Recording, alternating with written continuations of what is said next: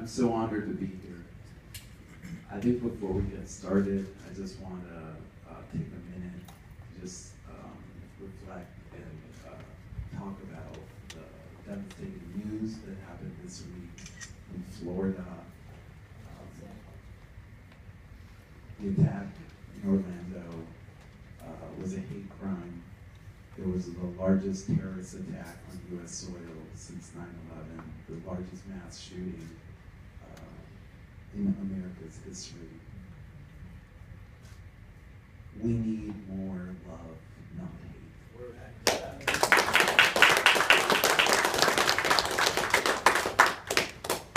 Whether it is the shooting of a black church in Charleston, or a shooting in a Jewish community center in Kansas City, or now the shooting in a gay club in Orlando, these acts of bigotry need to stop. We need more love, not hate. Yes. So we can just take a moment of silence for those 49 poor souls who were killed, just going out, having a good time. Many of them were Latino, people of color. Let's just take a moment.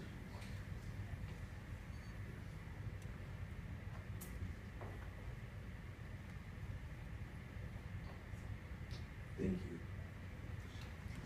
So anyway, as we talk about the future, I'm very proud to say that I'm running for U.S. Congress. My district, the 10th District of New York, represents the west side of Manhattan and parts of Brooklyn.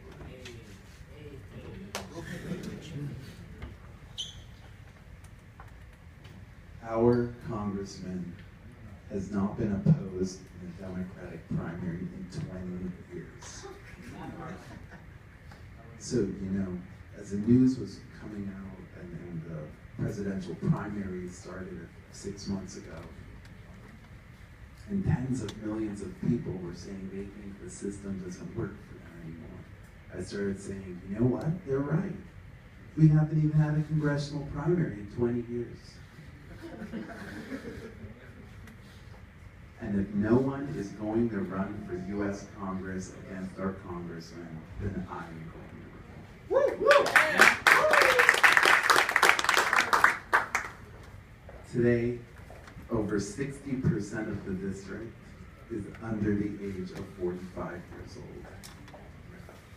And people feel the Democratic establishment is not listening to their dilemmas. So I said, I am going to be their candidate. I am going to be the voice of our people, of my generation, and speak out. And because my campaign is not financed by any corporations or lobbying groups or super PACs, it's just me, family, friends, I can stand up for the issues that I care about and that the people care about. And so from the beginning, one of the, I'd say, 6, 7 top issues of my campaign is that I stand for federal legalization of marijuana.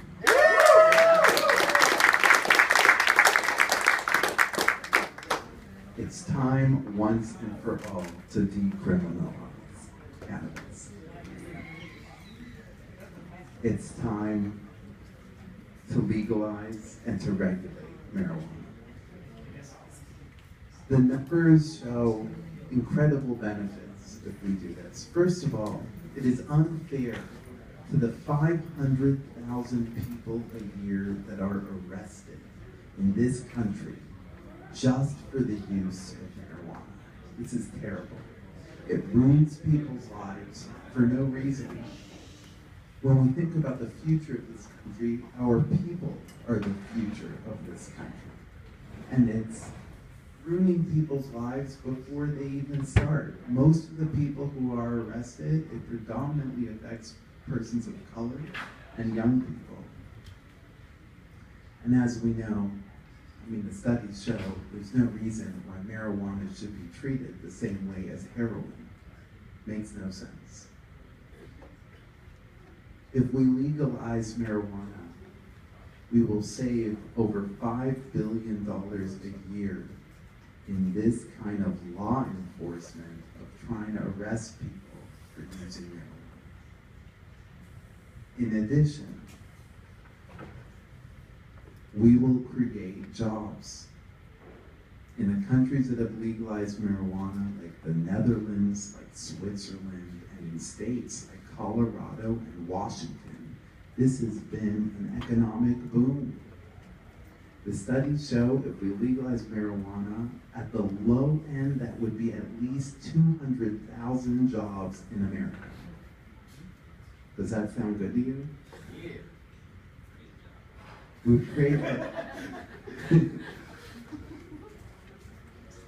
would create at least 5,000 jobs here in New York City. Does that sound good to you? Yeah. Furthermore, we would be able to regulate it the way alcohol is regulated, cigarettes are regulated. At the very low end, we would create another $5 billion in tax revenue. In addition, studies show individual states would collect another $20 billion in tax revenue. So instead of wasting our money on law enforcement, our states will have more money to go towards things like education. This is a win-win. And I have the courage to make it part of my platform. I'm not bought by the drug companies, the pharmaceuticals, the cigarette companies, and so I can stand for what the people want.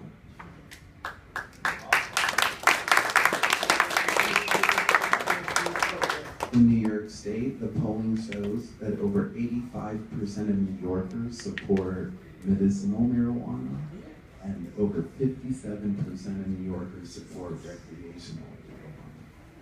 So let's do this, guys.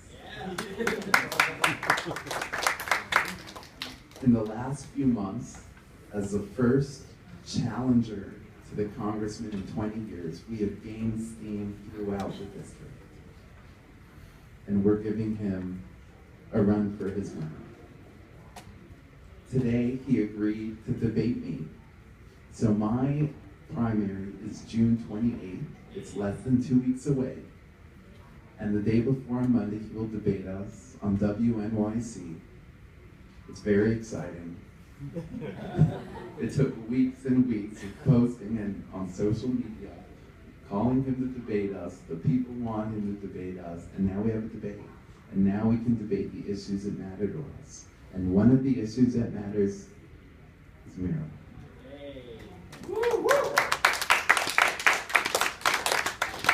So tonight I ask you guys also for your help. If this sounds good to you, if you would like someone to advocate in Washington, D.C., that once and for all, it's time to legalize marijuana, then help me volunteer. We're going to need people the weekend before the campaign and on the day of the campaign, handing out flyers, talking to people. I have a great agenda. People love us. If you want, you can reach out to me afterwards, Oliver Rosenberg. But you can do this. We can do this. We can win. So thank you very much for this opportunity. I'm happy to answer any questions. Sure, I'm happy to talk about my company. Okay, please. Hold on. If you'd like me to talk just a couple words about my company. So, by background, I'm currently an entrepreneur, a tech entrepreneur focused on the healthcare industry. Healthcare costs have gone out of control. You know, people's wages are stagnating, but every year, healthcare costs are going up, up, and up. Even if you have health insurance, your deductible's going up, your premium's going up, it makes less and less sense. The bills come in the mail, it's like, what the heck, I thought I had insurance. It doesn't even make sense. So we started analyzing this industry. How can we bring costs down? Well, how do we bring the cost of TV monitors down? Amazon, price competition. So why can't we bring that to parts of healthcare? So we're launching later this year. We're starting on dentistry. Over 100 million Americans don't have dental insurance. So people are paying out of pocket. So why can't people look up on an app like they do for plane tickets? Hey, this dentist, the cleaning is this amount of money. This dentist is this amount of money. We're going to then grow into other parts of healthcare, and we would love to also expand to the cannabis industry, to medicinal marijuana, so people will know where they can purchase things and how much it will cost in advance. Let's bring this kind of shopping experience to this industry. Thank you for reminding me to talk about it. It's called PRO. It's a combination of words prices and health. And you can look it up online. You can join our email list. Thank you. I'm happy to answer any questions. So I'm assuming if you're elected, you would support. Oh man, what was my question? So I mean, obviously you're going to be in the federal government, but I mean, there's like some pull that you would have, and like obviously some relationships you can create on the state level. And one of the bills that I've been really passionate about is sort of ancillary, because I see legalization happening and happening and happening, and so we have to kind of like reach back and say, all right, how are we going to help people that have then been affected? And one of those is a ban the box, which I'm sure you've seen sort of on the federal level, and even New York City kind of has done it.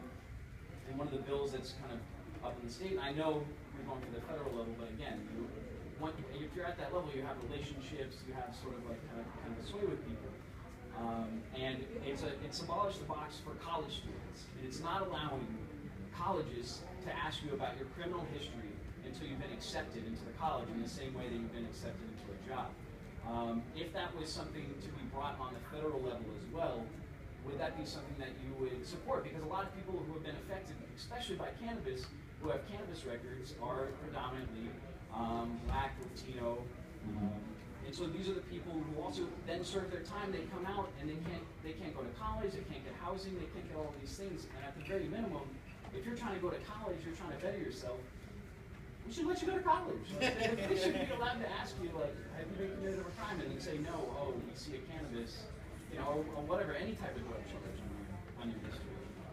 Absolutely, I agree with you. It is something I was talking about before, that when we arrest 500,000 people a year, mostly young people, you're ruining their life before they even get started on the life and the career that they can start on. And so let's get them back on track. This was a stupid law. We should never have been arresting people for using marijuana in the first place. Absolutely, this should be wiped from the record.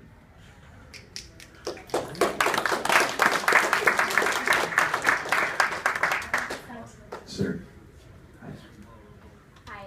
As a native New Yorker, I was born and raised in the Bronx. I'm really proud of you. Congratulations for challenging that incumbent. And I think so far your platform sounds amazing. But I'm asking a similar question to the gentleman about, but a little bit differently around job creation. You mentioned the potential jobs that could be created from this industry, 5,000 jobs in New York alone. And then following along the lines of when you look at people of color having had cannabis be their primary source of income in the black market for decades, and now that it's legal, they can't participate in it in the white market or above ground market. What policies could you implement to help, I guess, intervene as part of the government in helping, maybe perhaps placing people of color, formerly incarcerated people because of cannabis, into jobs? I mean, the young gentleman that talked earlier, he applied for the 5 dispensaries in New York, and he couldn't get a job. What do you think the solution is? I mean, obviously there needs to be some sort of government involvement in this policy created around this, because it's not going to correct itself by itself, but we know that, right? We've seen that on Wall Street, we've seen that in Silicon Valley, so how do we do this from a government perspective? Well, I think we can give funding towards the kinds of incubators that help educate and retrain people to join the workforce, to start their own businesses. You and I both know that the engine of our economy is small business.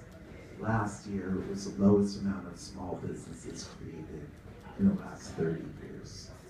Not very good for the economy. Okay. So we need to get small businesses back. We need local businesses to get roaring back. And we want to encourage people to start businesses. You talked about Wall Street for a moment. Since 2008, Wall Street has received trillions of dollars in bailout money from the Federal Reserve. And so I say, Wall Street got its bailout. It's time for Main Street. Time for everybody else. We also need to elect leaders like our future congressman who will promote expunging records, criminal records that are completely cannabis related and with no other penalty, criminal activity. Without expunging records, then they have felony records that won't allow them to have these positions and jobs in registered organizations. Thank Awesome. Thank you. And Thanks. there's more on my website Yes. about lending to small Please, businesses. where can they find you? OliverRosenberg.com. Hey. Thank you very much.